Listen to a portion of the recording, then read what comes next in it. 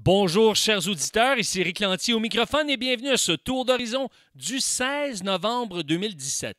Aujourd'hui, il va être question de la liberté de religion qui est mise à l'épreuve au Canada. Et oui, mesdames et messieurs, comment se fait-il que la liberté de religion est mise à l'épreuve? Pourtant, on se dit qu'on est dans un pays libre.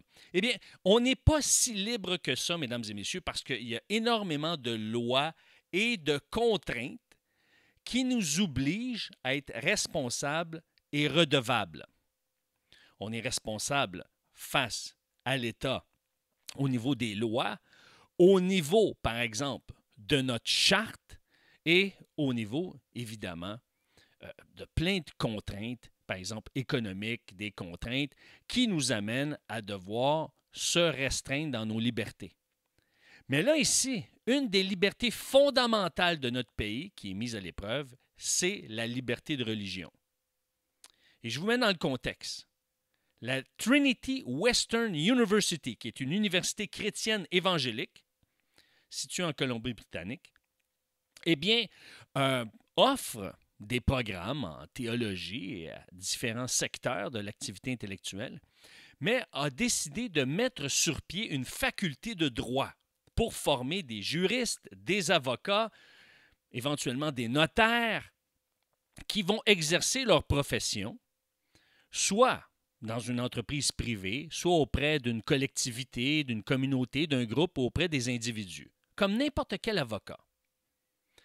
Mais ce que la Trinity Western University exige de ses étudiants, qui sont formellement admis dans leur programme et qui seront, cas échéant, éventuellement admis dans leur programme qui est offert à la faculté de droit, parce qu'elle n'est pas encore en fonction, eh bien, c'est que, justement, les étudiants signent un engagement qui comprend un élément très spécifique de réserver leur intimité sexuelle au mariage et le Trinity Western University définit le mariage comme étant l'union d'un homme et d'une femme.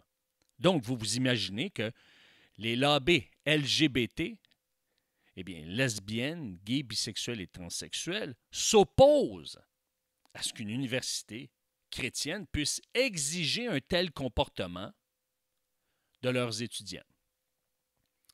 Ce qui arrive, c'est que la Trinity Western University est une université privée confessionnelle.